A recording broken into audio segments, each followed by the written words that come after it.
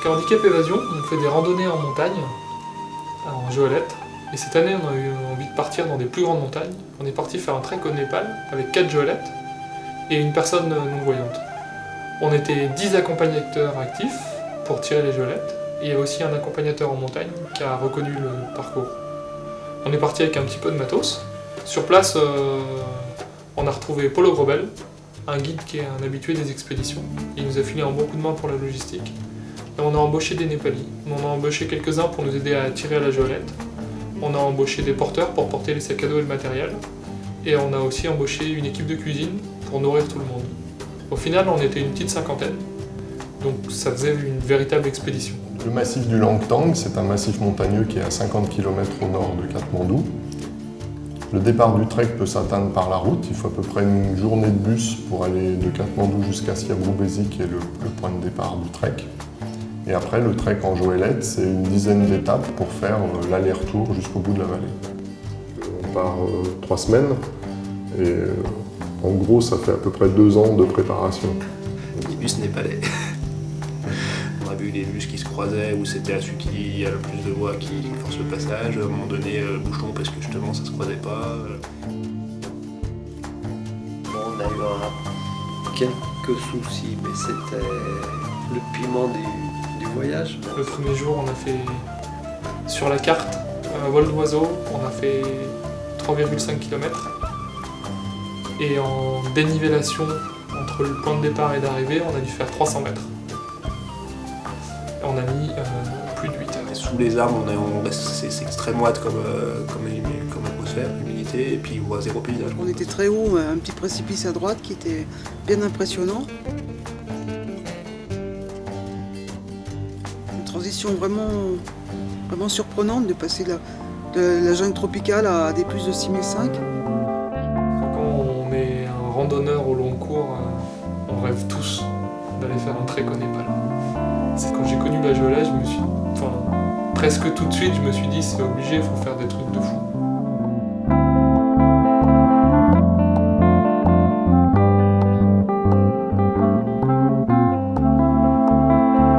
Et que tu vois tous ces paysages qui sont extraordinaires, magnifiques, et dans un autre monde où tu te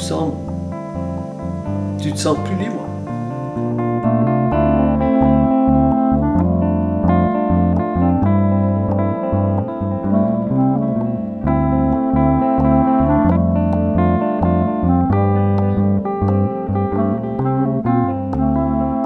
L'association, ça fait plus de 20 ans qu'elle existe maintenant, on va bientôt aller sur les 25 ans.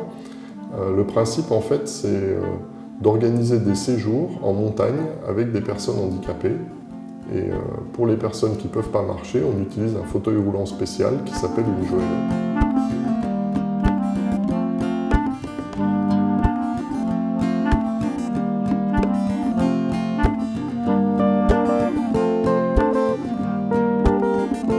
Un peu comme une cordée en alpinisme, c'est-à-dire qu'il faut un passager bien sûr, mais il faut aussi une personne derrière, une devant. 2, 3, voire 4, pourquoi pas 5.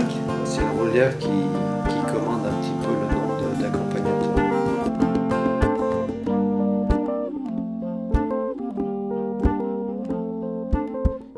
On ne peut pas tout seul en fait ressentir ce qui se passe au niveau de l'équipage complet. Donc ça oblige les accompagnateurs à communiquer pour dire là devant c'est trop haut, ça va pas, etc. C'est plus physique devant, plus technique à l'arrière. À l'arrière, c'est plus de l'équilibre. Ah il faut faire confiance, oui. Nous, on est avec des pros, des costauds et bien habitués, donc on sait qu'on craint rien. Là j'ai dit tiens, ça va être un peu plus physique, un peu plus sportif, en plus ça rend service à des gens, et puis si un jour j'ai un accident de voiture, je sais bien que ça existe quoi en plus. Donc je me suis dit bon allez, on se lance dedans. Comme j'aime beaucoup la montagne, et puis bon, parfois on se dit il faut faire quelque chose pour les autres. J'ai refait cet été la Vanoise, donc c'était mon pays natal. Je l'ai fait autrement qu'en marchant, mais c'est quand même très beau. Le premier pas, peut-être plus difficile, puis j'ai quand même osé essayer, puis bon, je suis resté. Le premier jour, tu es là, mais qu'est-ce que je fais là? Est-ce que c'est pour moi? C'était un peu dur au début, et puis en fait, à la fin du séjour, c'est quand le prochain, je signe tout de suite. Donc on partage le fait d'aller bivouaquer à un endroit, de dormir dans un refuge, de devoir aider les personnes handicapées à manger, éventuellement à faire leur toilette, etc. Donc c'est vraiment un aspect qui est important et qui est un peu unique sur le fait de faire des séjours. Après, les premiers pas sont un peu, on ne sait pas ce qu'il faut faire pour aider, pas aider, on ne se rend pas compte de tout ce que ça implique.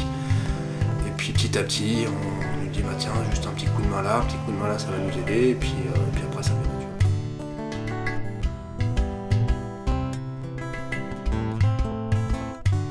Finalement, c'est un groupe qui fonctionne un peu comme une fourmilière, qu'on arrive, tout le monde a une raison d'être là, très diverse, et puis de toute façon, on a un objectif, c'est d'aller au bout du séjour. Ouais, il y a de tous les âges, il y a de tous les milieux, toutes origines.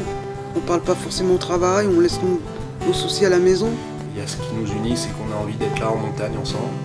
Et à chaque séjour, on a toujours un nouveau groupe, mais il y a toujours quelque chose qui se passe, une alchimie entre les gens. Et à chaque séjour, on découvre les personnes différemment. Alors il y a le plat népalais, au sens culinaire, ça s'appelle le dalbat. Ah, j'ai pris 2 kilos et j'étais contente.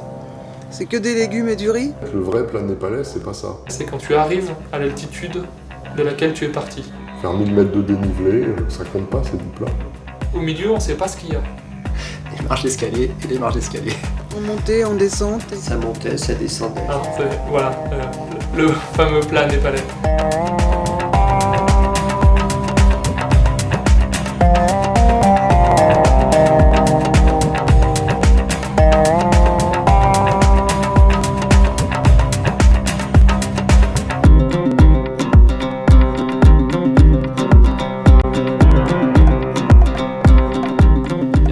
Des balcons qui ont, en plus d'avoir des passages raides, il y avait des passages, je pense qu'on peut les appeler un petit peu aériens.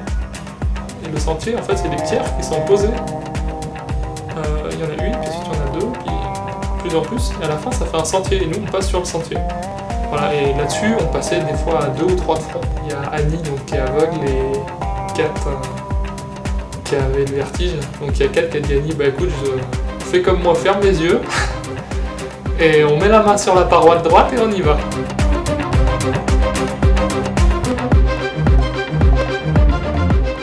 C'est le partage humain et la démultiplication du bonheur quand on est arrivé au haut. Ça n'a rien à voir avec ce qu'on peut vivre tout seul en arrivant à un col ou après une belle rando. Quand on était au bout, là, on était à 4000 mètres, tu dis, je suis à 4000 mètres d'altitude et on est sur un chemin en fond de vallée. Tiens. Et après on arrive, on se dit qu'on n'est pas venu pour rien, quoi. On arrive au bout, voilà, c'était grandiose. Donc même si ça peut paraître assez insignifiant quand on est sur place, bon voilà, il y a un gros caillou avec quelques drapeaux, c'est pas un lieu anodin et il se dégage quelque chose. Et quand on est là-bas, en fait, on sait pourquoi c'est sacré. On se pose pas la question, c'est évident. T'as tes 3 montagnes autour là qui te regardent. T'as 7000 et 6500 autour de toi et toi t'es là au milieu. Et les gens qui sont là-bas, ils vivent vraiment dans cette montagne-là. Et ça m'a marqué beaucoup, le caractère naturel du sacré au Népal.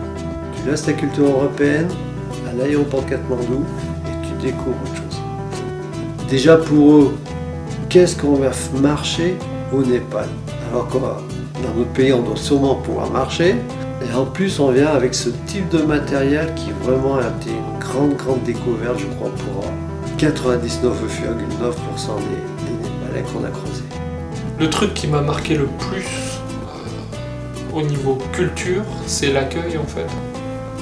Les gens, ils sont très sereins. En plus, tu rentres à Bhaktapur, c'est comme si tu rentrais à Lyon par des chemins de terre boueux, plein de flotte, et puis tout d'un coup tu traverses des quartiers un petit peu où tu as les ordures, tu as la circulation, et puis tout d'un coup tu arrives dans le vieux centre de Bhaktapur. Ça c'était pas mal.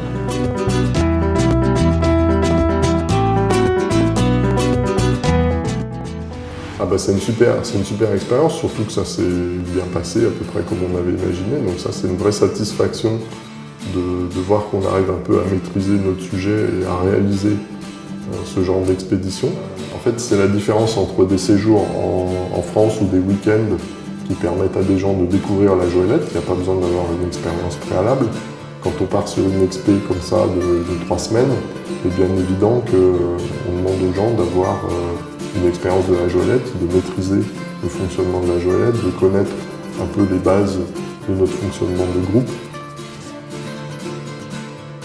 Dans des séjours comme ça, tu pars pas pour aller te dire je vais aller me balader, je vais faire le tour de la Stupa tout seul, ou je vais grimper un 5000, enfin, il faut que ça reste dans une idée de partage.